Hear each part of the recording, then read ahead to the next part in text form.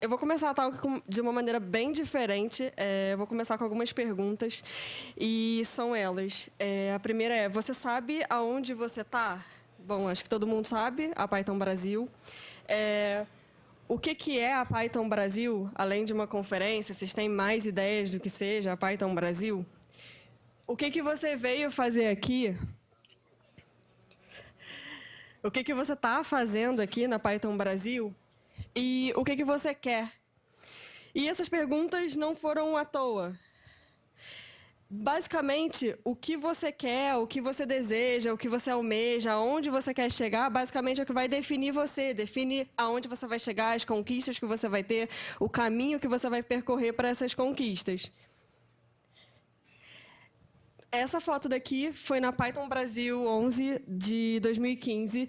E, bom, o Turicas, o Ramalho e o Massanori. Essa foi a minha primeira Python Brasil. Na verdade, meu primeiro contato com Python, a minha primeira conferência, evento. Eu nunca tinha ido em nenhum encontro de Python, evento que seja.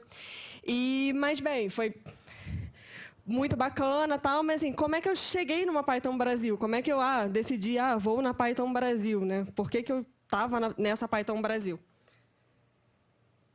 Durante o ano de 2015, eu estava cursando, eu estava fazendo faculdade e, bom, eu não sei se todo mundo, mas o que passou comigo é que eu estava me sentindo perdida na faculdade, eu não sabia para onde ir, eu não sabia o que eu queria fazer, eu sabia que eu estava pronta para fazer nada e eu não sabia a direção que eu ia tomar. A sensação que eu tinha é que eu estava aprendendo nada para ir em lugar nenhum. E eu cheguei em outros eventos, encontros, meetups, conferências de outras linguagens, de outros assuntos, talvez de front-end, não específico de linguagem, mas eu estava perdida, eu continuava perdida, eu não sabia o que eu ia fazer, eu não sabia o que eu queria dali, eu ia terminar a faculdade perdida. Então, nem a faculdade me entregava nada, não me mostrava nada, e eu estava perdida na vida. E aí eu tive a oportunidade de vir numa Python Brasil. E, diferentemente de todos os eventos que eu tinha ido durante todo o ano, toda a comunidade de Python me tratou de um jeito totalmente diferente. Eu fui recebida, eu fui acolhida, eu me senti completamente abraçada por uma comunidade e era a minha primeira conferência, meu primeiro contato de Python. Eu não sabia o que era Python. E durante a conferência, na foto, eu tirei foto, eu conversei com pessoas, e uma coisa que eu pude perceber é que não só todo mundo, mas assim, pessoas que são super influentes na comunidade, elas falavam comigo, elas tiraram foto comigo. Em nenhum momento, por exemplo, você tem o Massanori que tem um curso que tem mais de 35 mil alunos, você tem visualizações no YouTube para o Massanori de milhões de visualizações. Em nenhum momento ele se mostrou, não, tipo, eu sou o Massanori e eu não falo com você, porque, nossa, eu sou muito popstar na comunidade. Em nenhum momento ele conversou comigo, e eu mal sabia o que era uma variável. Então, assim, todo mundo foi extremamente receptivo comigo, toda a comunidade foi extremamente receptiva comigo. E aí eu queria começar agradecendo toda a comunidade de Python. É um jeito bem diferente de começar, mas eu acho que quando você vai a algum lugar, você recebe algum tipo de carinho, você é abraçado por alguém, você tem gratidão por aquilo, você deve agradecer. Então eu queria começar agradecendo toda a comunidade de Python, todas as pessoas, desde as mais influentes até o estudante que está chegando hoje. Então, assim, muito obrigada a todos que me receberam no ano de 2015.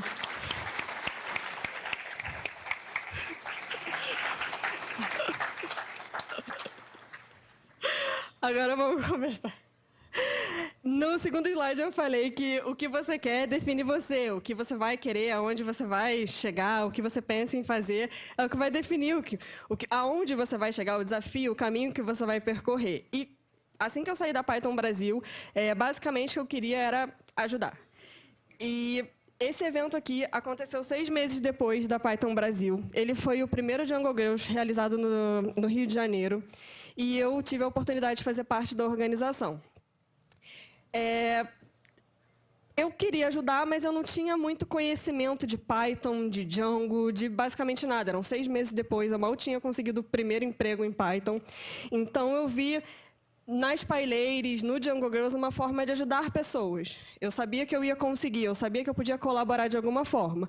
Ah, mas é só o PyLadies e o Jungle Girls? Não. Existem inúmeros outros eventos, existem inúmeras outras linguagens, existem inúmeros outros frameworks que você pode ajudar, existem eventos, conferências, workshops que você pode ajudar. Então, assim, não se limita a só Python, é só Django. Existem outros, o próprio Flask, existe um tutorial que você pode sim transformar em um mini evento, em um workshop de um dia. Então, assim, não se restringe ao gênero, à linguagem, ao tipo de conhecimento. O conhecimento ele não deve ser restringido. E toda a comunidade ela precisa de ajuda. Ela vai precisar de ajuda em todos os lados. Então, seja desde alguém ali fazendo seu credenciamento, até alguém dando um workshop do Jungle Girls, até alguém, não sei, consertando o microfone para mim. Todo mundo precisa de ajuda. Mas, bacana. Eu ajudei lá com o Jungle Girls e, enfim, eu cumpri meu desafio. Só que eu queria alguma coisa um pouco maior. Eu desejava mais, eu queria mais coisa, só que não é tão fácil assim. À medida que você quer mais coisa, seu desafio se torna bem maior. E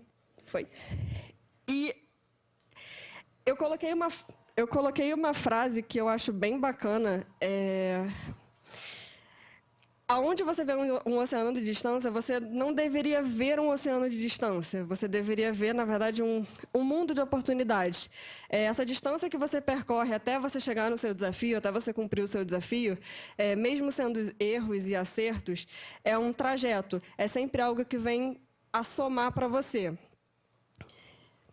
E essa foto, é basicamente, literalmente, do outro lado do oceano.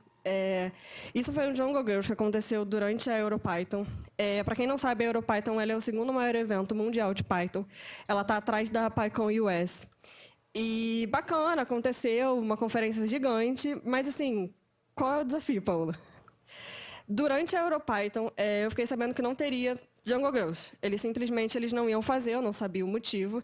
Então, eu fui lá, solicitei um Jungle Girls, eu pedi autorização para realizar um evento de Jungle Girls dentro da EuroPython. E toda a organização do Jungle Girls liberou o evento, até que eu entrei em contato com a EuroPython. E eles me falaram que eles não tinham um centavo de budget, de ajuda, que eles poderiam ceder para o Jungle Girls. Eu teria que correr atrás. Só que, na época, eu morava no Rio.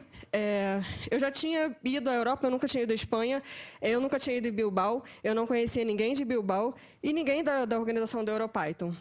E aí, eu não tinha um centavo para fazer o evento, eu não tinha quem me ajudasse. E aí eu pensei, tipo, fudeu. E, além disso, a EuroPython, para quem não sabe, ela tem um ingresso... O custo do ingresso ele é relativamente alto, ele custa 360 euros. Então, assim, se você pensar que a gente teve 17 meninas e cada uma com 360 euros, buscar patrocinador para isso tudo e comida, quase impossível.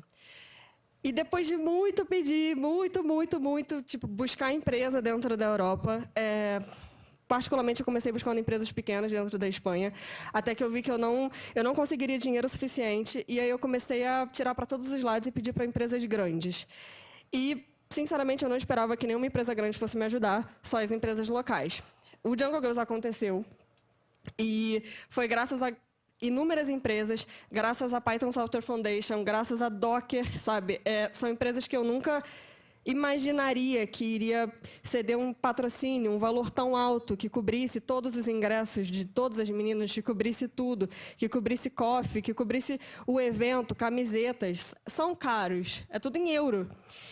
E uma coisa que foi uma lição aprendida é que, assim, eu comecei buscando uma empresa pequena, eu vi que não ia dar certo, e eu fui para umas empresas maiores. Todas ajudaram. Então, assim, o não, todo mundo já tem. Você não tem que esperar que venha alguém e vai te oferecer, porque não vai. Você precisa fazer acontecer, você precisa chegar e pedir, você precisa chegar e tentar. O não, todo mundo já tem. E não é só para evento, você precisa tentar na sua vida. O não, ok, é só mais um, mas o sim pode ser incrível. O sim fez o Jungle Girls da EuroPython acontecer. E, bom, durante o Jungle Girls da EuroPython, durante a EuroPython, além de...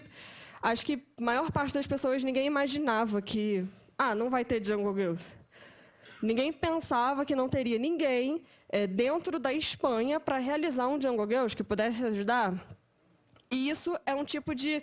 a comunidade precisa de ajuda em todos os lados? Precisa, porque talvez as pessoas estivessem muito preocupadas em organizar a Europython, talvez estivessem muito preocupadas em organizar outros workshops e esqueceram de um simples Jungle Girls. Então, sim, todos precisam de ajuda. E durante a Europython, eu tive a oportunidade de palestrar com o professor Massanori e com a Kátia. A Kátia ela foi participante do Jungle Girls do Rio de Janeiro e hoje ela mora na República Tcheca, o que é importante. E foi a minha primeira talk. Eu nunca tinha dado uma talk na minha vida, eu nunca tinha dado uma talk em um evento tão grande na minha vida e eu nunca tinha dado uma talk em inglês na vida. Então, foi tudo junto no mesmo lugar e a gente falou um pouco sobre comunidade. A gente mostrou um pouco, a palestra teve um tema que era comunidade. E, basicamente... Comunidade. A comunidade ela é uma unidade comum para um bem comum, resolvendo um problema em comum. Basicamente isso. E hoje a gente tem um problema. Acho que todo mundo sabe que a gente tem um problema, que é a barreira pela inclusão das diferenças. Isso é nítido, isso não é só na nossa comunidade, isso é no mundo, a gente tem esse problema.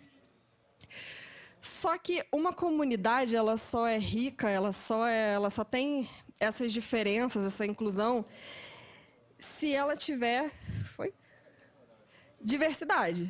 Senão, ela não é uma comunidade. Ela é um grupo de pessoas iguais que estão ali, ela não é diversa, ela não se torna uma comunidade, já que você não tem nenhum problema para resolver. Muito bacana, muito lindo. Só que a gente ainda tem um desafio, que muita gente conhece, que é mulheres na tecnologia. A gente ainda tem um desafio, a gente não pode fechar os olhos para esse tema. Sim, a gente já caminhou muito nas grandes cidades do país, nas grandes capitais, a gente já caminhou muito. Hoje você consegue ver mulheres trabalhando, faixas salariais bem parecidas, você não vê tanto preconceito, mas sim, ainda existe. Isso ainda existe, a gente não pode fechar os olhos para isso. A gente ainda precisa romper sempre uma barreira de preconceito. Esses são alguns números do ano passado da Python Brasil. Ano passado, a gente teve 42% de mulheres palestrantes na Python Brasil.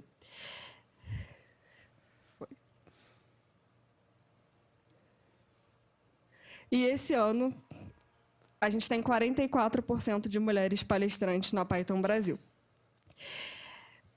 Pode parecer pouco? Pode. É só 4%. Ah, não é muito, é só 4%. Nossa, não cresceu nada. E aí a gente poderia pensar assim, poxa, a gente teve 42, 44 em 2017, não sei, em 2020 a gente pode ter, não sei, 50%. Atingimos o limite, estamos aí felizes, agora está diverso, 50%, 50%, olha que legal. Só que não. A partir do momento que a gente estipula que a nossa meta é 50%, a gente cria uma barreira dos dois lados. A gente diz que só podem ter 50% de mulheres e a gente cria uma barreira do outro lado, só podem ter 50% de homens. Se a gente tiver mais homem, preconceito. Se a gente tiver mulher, e aí? Preconceito também. E esse não seria um jeito bacana de pensar. A gente não deve restringir e falar, não, olha que lindo, a gente tem um objetivo.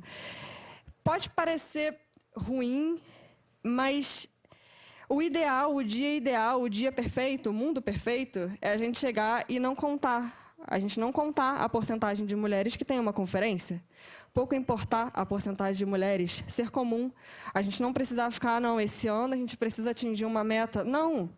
Talvez um ano tenha 70%, 100%, outro ano tenha 40%. Isso seja comum, seja natural. Você ver mulheres palestrando, você ter mulheres num evento, sem precisar ficar convocando mulheres para poder preencher uma porcentagem.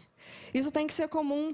Do mesmo jeito que um homem submete uma palestra e, ok, é aprovado, Bacana, a menina vai lá e submete uma palestra e é aprovado, ou é negado. Não tem que ser gerado, não, precisamos de uma meta para o ano de 2020 alcançar 50% de mulheres. A gente não precisa. O ideal é, não precisamos contar o número de a porcentagem do número de mulheres palestrantes em um lugar que seja totalmente comum. Mas, voltando ao mundo real, enquanto a gente ainda tem esses 4%, que sim, é muito, ainda que fosse a mesma porcentagem, ainda que fosse 1% a mais, é um número grande, sim, porque a gente ainda sofre, a gente ainda tem uma barreira de preconceito. Esses 4%, esses 2%, eles são resultado de algumas coisas. As mulheres não decidiram que, no ano de 2018, vamos agora todas enviarem palestras. Isso é resultado de várias coisas. Isso é resultado de muito trabalho, isso é resultado de muito workshop, isso é resultado de muita palestra, isso é resultado de inúmeras coisas. E eventos. E aí eu vou citar um exemplo de evento específico, que é o Jungle Girls. O Jungle Girls, basicamente, eu não sei se todo mundo conhece, mas a definição do Jungle Girls é um workshop de um dia para ensinar Django. Ele não é só um workshop de um dia. Na verdade, para começar, ele não ensina só Django. Ele te dá noções de Python, HTML, CSS, deploy. Então, não é só Django. E ele não é só um workshop. O Jungle Girls é um dia onde você tem voluntários ajudando para montar um evento, onde geralmente você tem treinadores e organizadores que disponibilizaram seu tempo para fazer um evento. E não só isso, onde você tem meninas que, na maioria, elas estão passando pelo primeiro contato com programação. Tem meninas que já sofreram algum tipo de preconceito e estão tentando recomeçar, estão tentando aprender uma coisa nova, elas estão tentando ir num evento onde elas sabem que vão ter outras meninas. Então, não é só um dia de workshop para aprender Python e Django, até porque é um tutorial. E sim, ela poderia fazer em casa. Não é só isso. No final, geralmente, dos Jungle Girls, a gente tem meninas, quase a maioria, todas elas se sentem muito gratas pelo evento, mas o principal é que elas saem dali sabendo que elas podem. Elas podem programar, elas podem aprender, elas conseguiram. Elas conseguem fazer um dia de tutorial e no final ter alguma coisa na tela. Elas conseguem, todo mundo consegue. Elas não têm que ter medo. E elas conseguem ver que, na maioria das treinadoras, a gente tem mulheres que são treinadoras, então que já trabalham, que estão no mercado de trabalho, que talvez já passaram pelo mesmo preconceito que ela passou ou pode vir a passar, mas estão ali. Então, ela sai dali com uma base não só de conhecimento, como ela também sai com a ajuda da comunidade. A maioria das meninas que saem do Jungle Girls, sempre, quase todas que se identificam com Python, elas acabam indo nos eventos de Python. Elas acabam entrando na comunidade. Então, por exemplo, no Rio, é bem comum de acontecer um Jungle Girls e depois ela acaba indo para Python Rio. Ela se sente feliz, ela se sente acolhida, ela não se sente rejeitada. Então, assim, o Jungle Girls ele não é só um workshop. E aí, no ano de 2017, a gente tem alguns números que são super bacanas de Jungle Girls. Deixa eu passar. A gente teve mais de 580 participantes. Esses são os números do Brasil no ano de 2017. A gente teve mais de 580 participantes. Na verdade, são 580, na maioria, meninas. O evento ele não é restrito a meninas, mas a preferência é, sim, meninas. E, além dos 580, vamos lá, cada workshop tem a possibilidade de agrupar 30 ou 60 meninas, dependendo do valor do patrocínio que a cidade consegue. Só que existem outras que se inscrevem e não podem ir porque a gente não tem espaço. Então, o primeiro workshop do Jungle Girls no Rio, a gente teve 372 inscrições para 30 vagas. Então, assim, são 580 participantes, mas põe aí pelo menos 1.000 que se inscreveram e não tiveram a oportunidade de estar num Jungle Girls. Só que essas 580 participantes, elas não estão aí sozinhas. A gente tem mais de 50 organizadores que dedicam tempo, que dedicam uma parte do tempo, pessoas comuns, igual a gente, que trabalha, que estuda, que tem família, que tem que cuidar de casa. E a gente tem mais de 250 voluntários, que são todos os treinadores, junto com os organizadores. Então, assim, são mais de 300 pessoas que pararam pouco do seu tempo para ajudar uma outra pessoa, para ajudar a organizar. E não é fazer um workshop inteiro, ajudar, fazer uma parte, mandar um e-mail, selecionar uma participante, chamar alguém, mandar fazer uma camiseta, desenhar um adesivo. Não é muito. Então, são 300 pessoas que pararam um pouco do seu tempo, pessoas comuns, são igual a gente, para ajudar outras pessoas. E ajudaram mais de 580 pessoas. Então, assim, todo mundo consegue ajudar um pouquinho. E, como eu falei antes, não é restrito ao Django Girls. Existem inúmeros outros eventos, existem inúmeros outros workshops, encontros, desde... Por exemplo, tem encontros do PyLadies, PyData, tem simples meetups, tem encontros mensais de eventos de comunidades locais, Python Rio, que acontecem todos os meses. E, assim, você pode ajudar. Você pode, talvez, não sobrecarregar uma pessoa fazendo com que ela faça o evento todo mês. Você pode, um mês, tentar ajudar. Mas, bacana, você pode virar e falar para mim que você não consegue organizar evento. Tudo bem, eu vou te dar um outro exemplo de ajuda. Esse vídeo, na verdade, essa sou eu, num vídeo do YouTube. Eu relutei bastante para conseguir gravar o vídeo. Primeiro que eu nunca achei que eu fosse youtuber, aliás, eu não sou, mas eu queria ajudar de alguma forma. E eu sabia um pouquinho de Django, mas assim, um pouquinho mesmo. E aí eu gravei o vídeo, né? O vídeo tem mais de 2 horas, é um tutorial que ele leva mais de 2 horas. Quem assiste alguma coisa com mais de 2 horas? Foi o meu primeiro vídeo, o conteúdo é super básico, mas assim... Eu nunca esperaria, para mim ia ter 10 acessos, a minha família só. Ele teve mais de 4.500 acessos. Então, assim, bacana, acesso. Não, foram mais de 4.500 pessoas que precisaram daquela informação, que usufruíram daquela informação, nem que seja o que é uma variável. Não importa. Foram mais de 4.500 pessoas que foram ajudadas por um simples vídeo na internet. E o vídeo, o conteúdo é super básico. Então, assim, não vou fazer um vídeo porque eu não tenho tanta experiência, eu não sou sênior com 15 anos de experiência. Esse vídeo é como fazer a minha primeira app em Django. Mas, bacana, nem todo mundo gosta de gravar vídeo, nem todo mundo gosta de se expor dessa maneira. Eu vou te dar um outro exemplo. Todas essas partinhas aqui, elas são textos. Textos. Literalmente textos. Apenas textos. E eles vão desde tutoriais, ajuda, tradução, relatos pessoais. Relatos pessoais, por exemplo, com alguma história que você passou, alguma dificuldade tecnológica ou alguma dificuldade na sua vida que você passou, e que eles ajudam muita gente. E, como eu falei, eles são apenas textos. Desde uma tradução, você pode pegar um texto, fazer uma tradução que você ajuda muita gente, e tutoriais, tem gente que escreve tutoriais. Esses textos foram tirados do Medium, que é um blog virtual, basicamente, e, como eu falei, são apenas textos. Você escreveu um texto de um relato da sua vida e você conseguiu ajudar uma outra pessoa.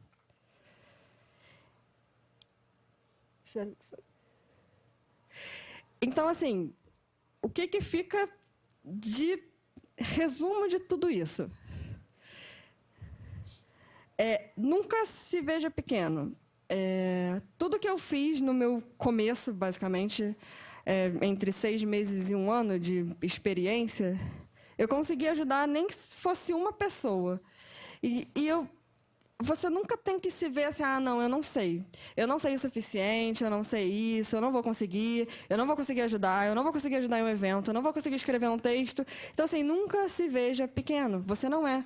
O pouco que você sabe, o pouco de experiência que você tem, você vai conseguir ajudar uma pessoa. E todo mundo precisa de ajuda, seja qualquer tipo de ajuda. Organizando um evento, ajudando, fazendo algum pedido.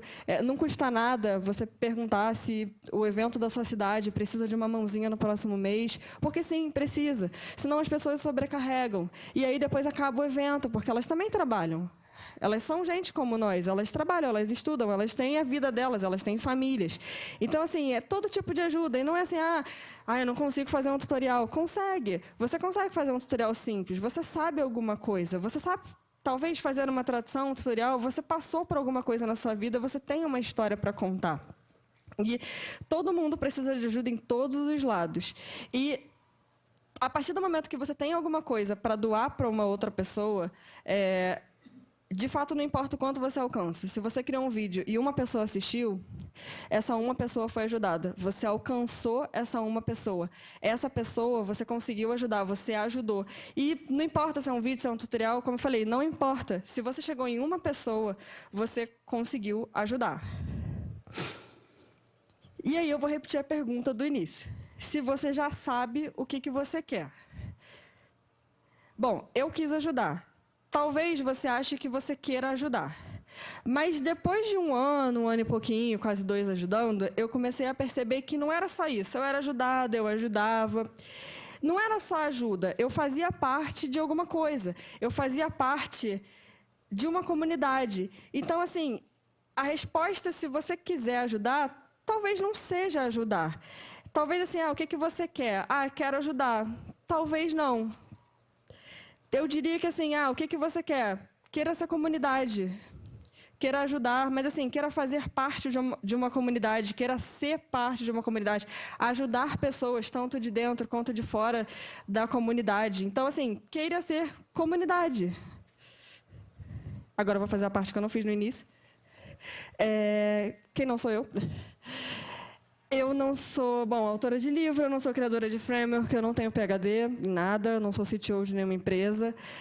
Eu sou só uma desenvolvedora, uma simples desenvolvedora back-end. Eu tenho 2 gatinhos, inclusive, que nem tem nome de Python nem nada. A Polymorphism e o Tomcat. Eu não conhecia Python, tá, quando eu adotei os gatinhos. Uma PyLady. E hoje eu tenho a oportunidade de... eu não gosto de falar parte do board de diretores, porque eu acho muito, talvez, arrogante. Eu gosto de falar que assim, eu sou uma representante Brasil e Argentina. Hoje eu moro na Argentina. E eu sou uma representante basicamente da comunidade dentro da Python Software Foundation. Eu acho que o título de é uma diretora da... Não, eu sou uma representante da comunidade. Então, assim, o que eu faço? Eu represento toda a comunidade do Brasil e da Argentina dentro de um board de diretores onde tem gente do mundo todo. Eu sou basicamente isso. Antes de acabar, antes que a organização me mate, eu acho que eu devo, e eu quero fazer um agradecimento super especial para todas as PyLadies. O PyLadies Brasil, na verdade, sem elas, eu talvez nem teria continuado a ser desenvolvedora, talvez não, sem o apoio. E, na verdade, eu nem estaria aqui. Sem o esforço de todas elas, eu realmente não estaria aqui. Certamente, eu não viria de Mendoza até aqui, gente. Em 18 horas de voo, eu realmente não estaria. Então, assim, eu queria uma salva de palmas para todas as PyLadies.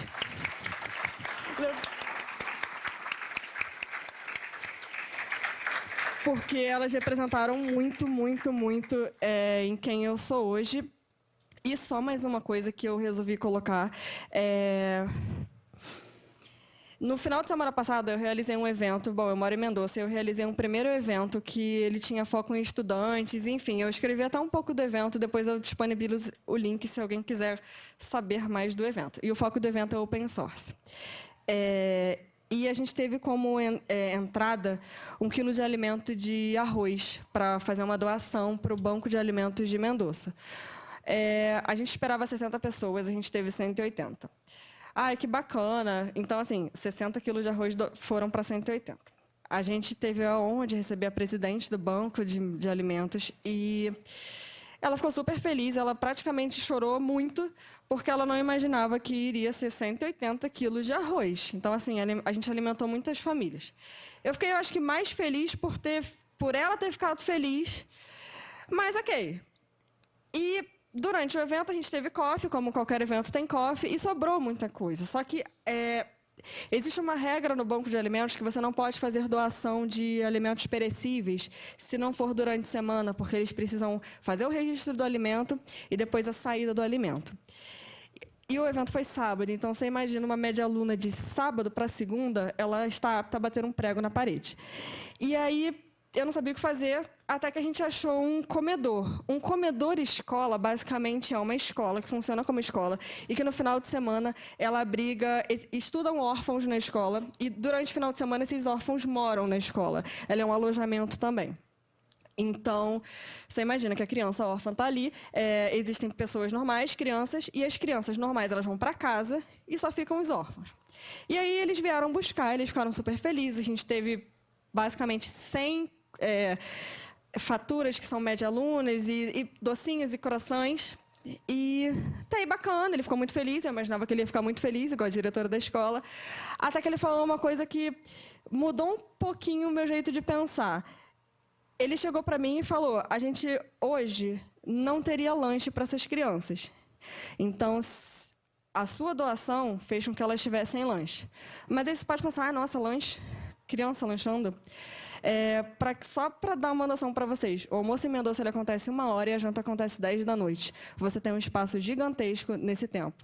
E aí você imagina uma criança que está em fase de crescimento, uma criança que sente fome e quer doce, e ela não teria nada para comer. E isso me deixou um pouco, não chateada, mas eu fiquei feliz, por um lado, que eu tive a oportunidade de fazer essa doação, não só eu, como toda a organização do evento, mas isso me tocou bastante, porque, assim, se você vai num meetup, e um meetup grátis todo mês, um encontro todo mês, é bacana, você está ali grátis, você tem geralmente 3, 4 palestrantes ou 2 que seja. Mas, assim, não importa. Uma palestra, uma pessoa que vai ali na frente e fala, conta alguma história e te apresenta alguma coisa, te ensina alguma coisa, na boa, 1 quilo de alimento que você leve para aquele evento, ele não paga o aprendizado, o conhecimento, o networking que você está tendo ali naquele encontro. A diversão do seu final de semana, talvez, seja ir num Python Rio. E ele não paga, mas ele alimenta muita gente que não tem o que comer. E eu nunca tinha tido esse pensamento, na verdade, antes de fazer esse evento. E eu comecei a pensar dessa maneira porque, assim, gente, não paga. 1 quilo de arroz não é nada perto de... você está ali, você tem gente super importante, você tem gente que sabe muito ensinando alguma coisa para você. Ou que seja um networking ali, você está conversando com alguém, você está trocando conhecimento. Então, assim, não paga. Não paga o conhecimento que você tem, não paga o networking que você tem. Não paga. Então, assim, não sei se é uma dica, mas talvez um pedido. Eu não sei... Os organizadores de eventos, talvez nem se eles concordam com isso, mas todos os eventos que a gente vai passar a realizar em Mendoza, a gente vai cobrar 1 quilo de alimento e variando sempre para que a gente possa doar para esses comedores, para a gente que sempre possa doar para pessoas que não têm o que comer. Vocês podem até pensar, a família pode trabalhar, mas uma criança órfã ela não pode trabalhar. Ela depende de alguém que dê aquela comida para ela. E, bom, como o governo de Mendoza talvez seja muito similar ao do Brasil, a gente tem déficit, sim. Então, nem tem dinheiro para alimentar todas aquelas crianças. E não é só para alimento, a gente tem outras coisas, tipo campanha de agasalho, tem outras inúmeras campanhas, outras coisas, livros, que podem ajudar. E ainda assim, não pagam o conhecimento que você vai ter, nem que seja num dia de meetup. Bom, é isso. Esse é o meu Twitter. Se alguém quiser, pode me seguir, pode me... Enfim, basicamente isso. E, bom, aí agora em nome da PSF,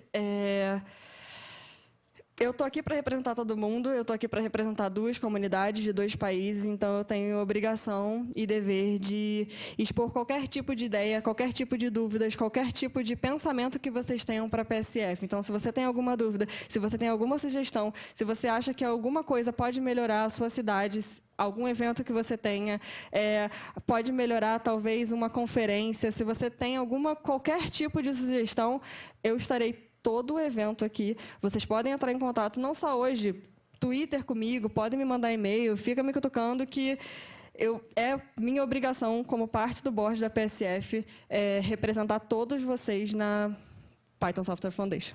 É isso.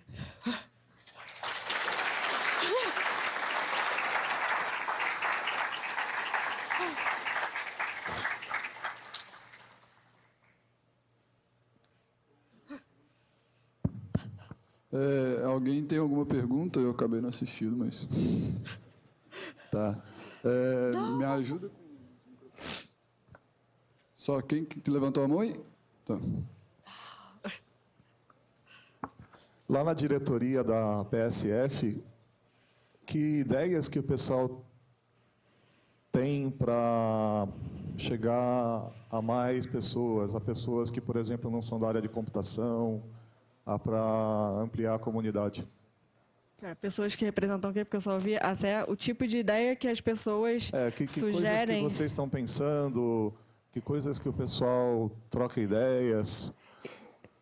Então, basicamente, a gente tem uma agenda de coisas a fazer e boa parte dessas coisas é relacionada à América Latina e África, onde a gente precisa conseguir mais budget para que a gente possa ajudar mais os países que ainda estão talvez subdesenvolvidos e em desenvolvimento. Então, basicamente, tem algumas, digamos que metas para, por exemplo, a gente precisa conseguir ajudar mais África.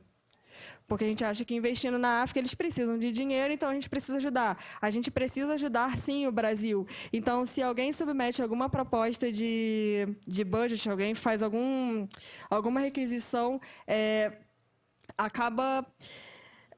a gente tem um peso a mais por isso.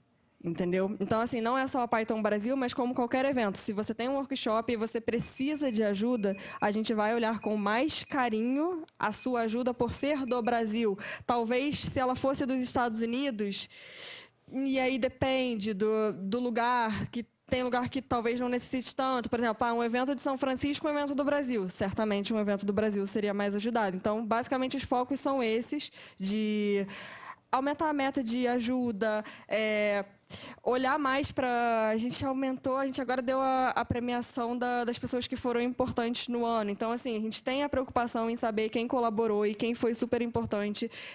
E aí vai ser reconhecido, sim. E acho que é basicamente isso que a gente tem de... E, sim, o Brasil está no foco de um dos países que a gente pretende ajudar e crescer o aumento... em valor, mas assim, a gente conseguindo colaborar mais com os eventos, a gente faz com que tenha mais eventos no país e faz com que melhore o conhecimento das pessoas. Basicamente isso. Mais alguém? Alguém aqui atrás?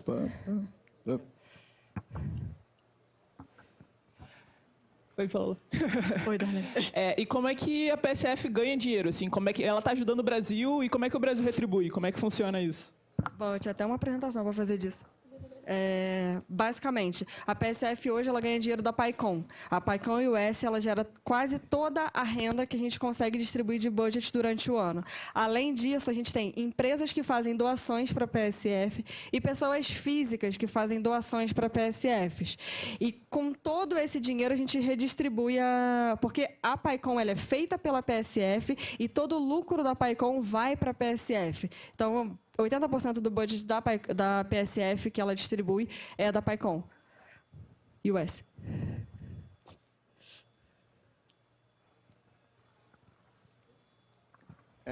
Oi, já que o assunto é esse, como que a gente poderia, de repente, fazer uma doação para a Python Software Foundation, alguma coisa do tipo? Então, existem alguns tipos de membros da Python Software Foundation que vai desde o básico até o membro fellow. Cada membro tem alguns direitos diferentes, alguns têm direito a voto, outros não têm. E no site da PSF, quando você se registra como um membro, você tem a opção de escolher se você é um membro que faz doação ou se você é um membro básico. Então, por exemplo, eu só faço Django Girls. Bacana, você pode ser um membro. Você dedicou tantas horas por mês, se eu não me engano, mais de 5 horas mensais, ou 25. Eu posso conferir isso para você, porque isso estava num outro slide. Você dedicou esse tempo, então você pode se tornar um membro. Você vai ter direito a voto? Não. Mas existem outros tipos de membro, por exemplo, o membro que doa, ele tem direito a voto. Os membros que ajudam em algum grupo da Python Software Foundation, seja resolução de budget, por exemplo, votação, os que votam, ele também tem direito a voto. Mas tem, no site, quando você se registra para ser eu quero ser um associado da Python Software Foundation, eu posso ser um associado simples, eu posso ser uma empresa, ou eu posso ser uma pessoa física que faz doações.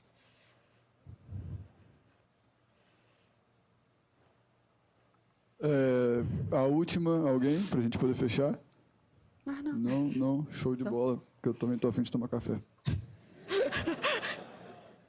Muito obrigado, Paulo.